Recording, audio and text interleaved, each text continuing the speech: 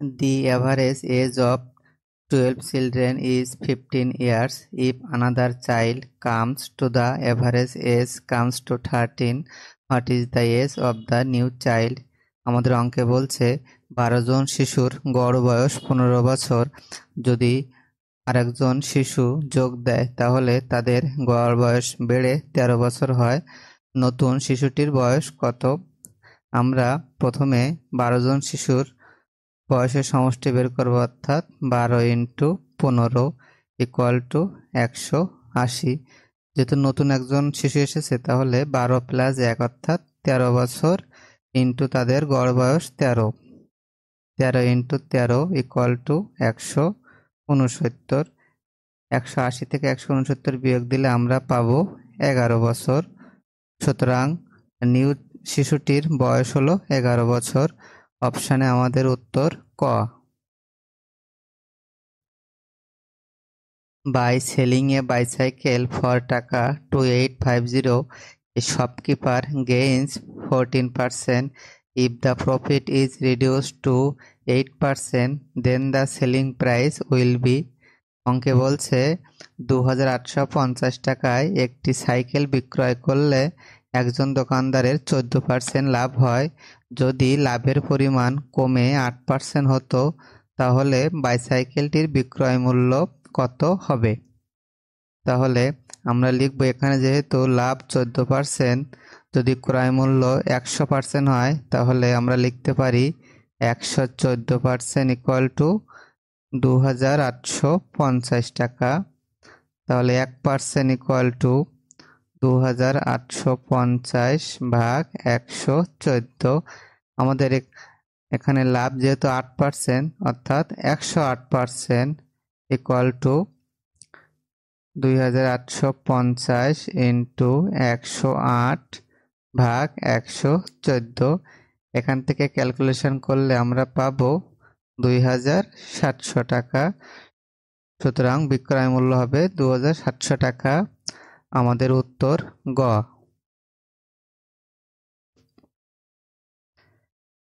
Nigel is 20 years older than Nekata.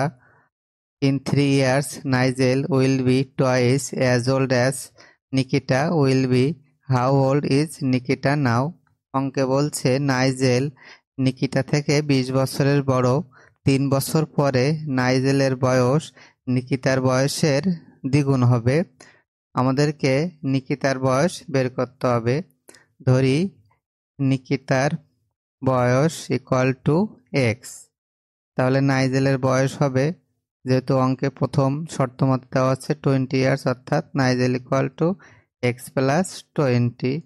এখন প্রথমে আমরা 3 বছর পরে দুইজনের বয়স কত হবে সেটা বের করব।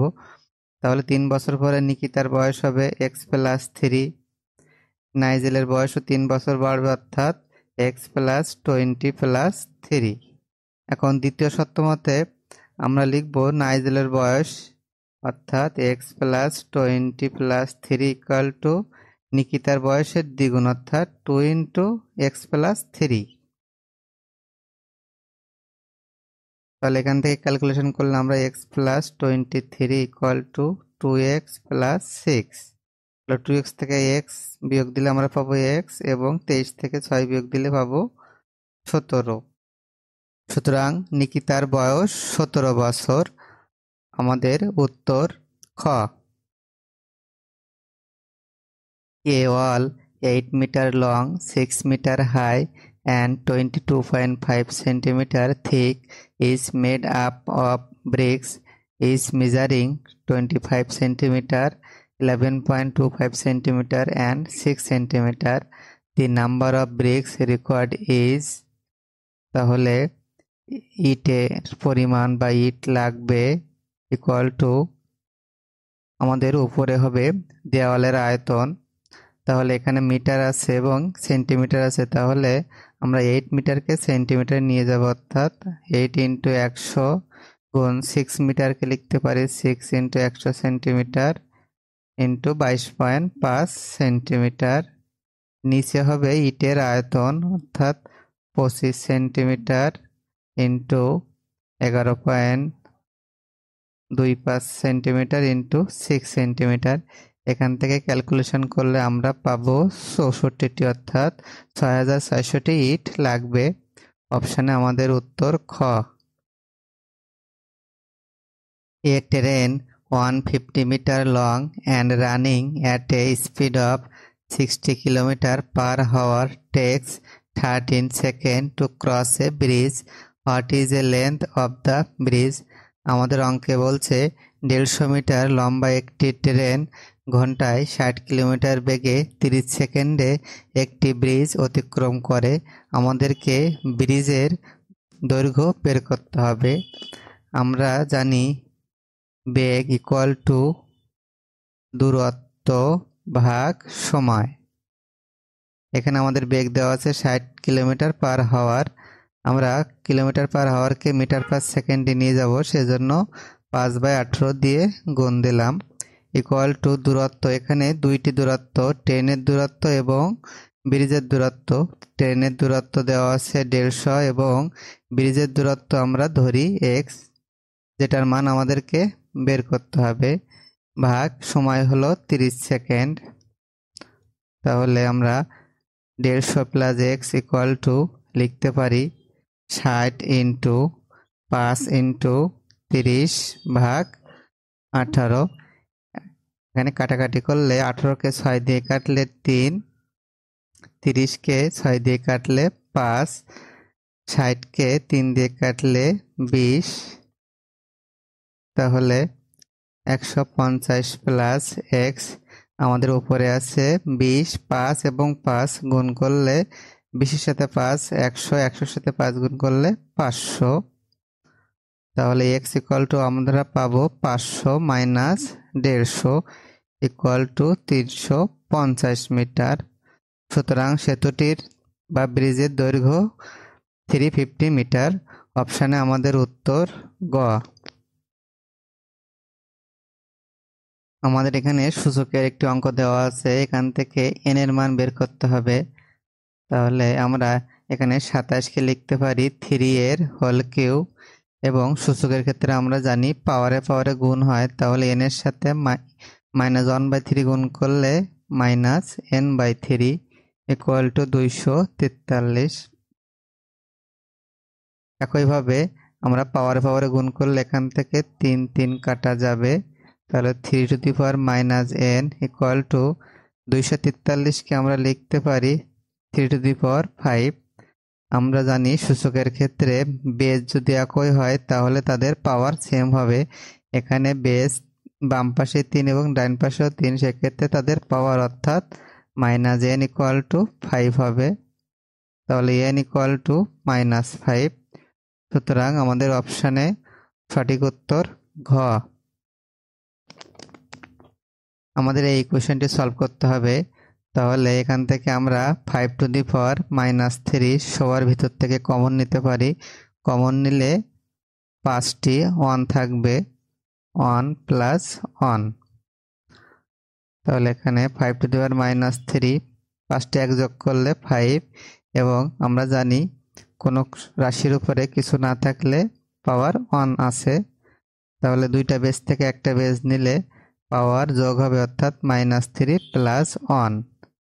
তাহলে এখান থেকে পাবো 5 টু দি পাওয়ার -2। সুতরাং আমাদের অপশনের সঠিক উত্তরটি হচ্ছে গ। If the difference between the circumference and diameter of a circle is 60 centimeter, then the radius of the circle is।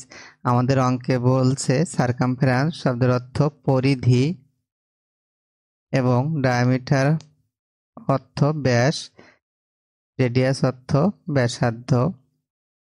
আমাদের অঙ্কে বলছে যদি একটি সার্কেল বা বৃত্তের পরিধি এবং ব্যাসের মধ্যে পার্থক্য 60 সেন্টিমিটার হয়, তাহলে আমাদেরকে ওই বৃত্তের ব্যাসার্ধ বের করতে হবে। আমরা জানি বৃত্তের পরিধি 2πr এবং বৃত্তের ব্যাস 2r, তাদের মধ্যে পার্থক্যের মান 60।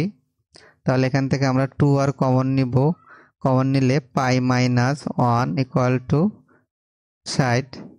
তাহলে 2r ইকুয়াল টু 60 ভাগ পাই মাইনাস 1। তাহলে 2r ইকুয়াল টু 60 ভাগ পাইকে আমরা লিখতে পারি 22/7 বিয়োগ 1। আমি ডান দিকে লিখছি।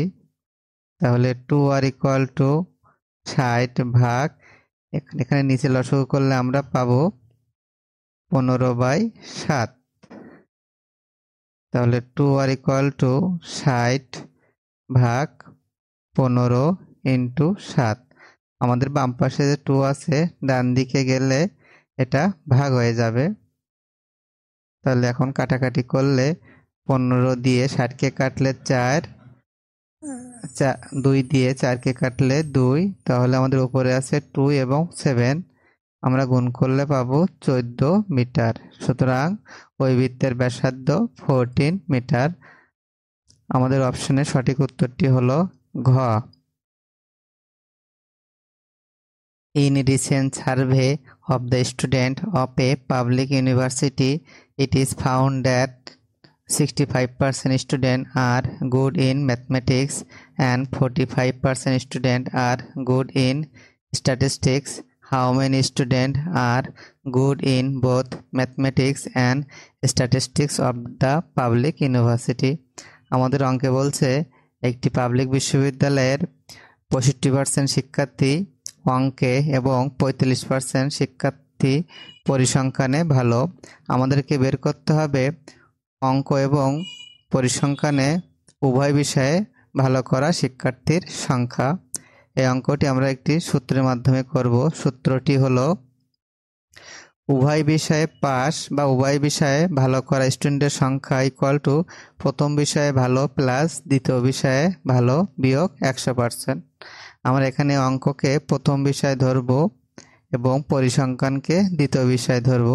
তাহলে প্রথম বিষয়ে ভালো করা স্টুডেন্টের সংখ্যা 65% যোগ দ্বিতীয় বিষয়ে ভালো করা স্টুডেন্টের সংখ্যা অর্থাৎ পরিসংখ্যানে 45% বিয়োগ 100%।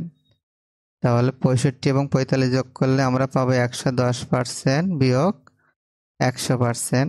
110 থেকে 100 বিয়োগ দিলে 10%। সুতরাং আমাদের অপশনের সঠিক উত্তরটি ঘ। The length of a rectangle is increased by 25%.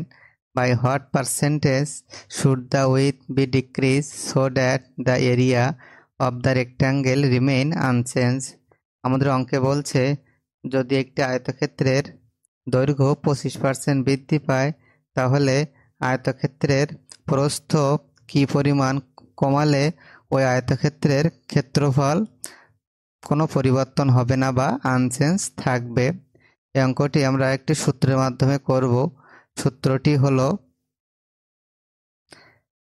x plus y plus x into y ভাগ 100। আমরা এখানে আয়তক্ষেত্রের দৈর্ঘ্যকে x ধরব এবং প্রস্থ বা উইথকে y ধরব। এখানে আয়তক্ষেত্রের দৈর্ঘ্য বৃদ্ধি পেয়েছে এবং প্রস্থ হ্রাস পাবে। তাহলে আমরা মান বসাবো, যেহেতু এখানে প্রস্থের মান বের করতে হবে সেই জন্য এটাকে আমরা সমীকরণ হিসেবে ডান দিকে 0 লিখব। তাহলে দৈর্ঘ্য 25% বৃদ্ধি পেয়েছে অর্থাৎ x ইকুয়াল টু প্লাস 25 এবং প্রস্থ যেহেতু হ্রাস পেয়েছে তাহলে মাইনাস ওয়াই প্লাস সূত্রের প্লাস x এর মান 25 ইন্টু ওয়াই এর মান অর্থাৎ প্রস্থ যেহেতু হ্রাস পাবে সেই জন্য মাইনাস ওয়াই, নিচে হবে সূত্রের 100 ইকুয়াল টু 0। তাহলে আমরা পাবো 25 মাইনাস ওয়াই প্লাসে মাইনাসে মাইনাস 25 ওয়াই ভাগ 100 ইকুয়াল টু 0।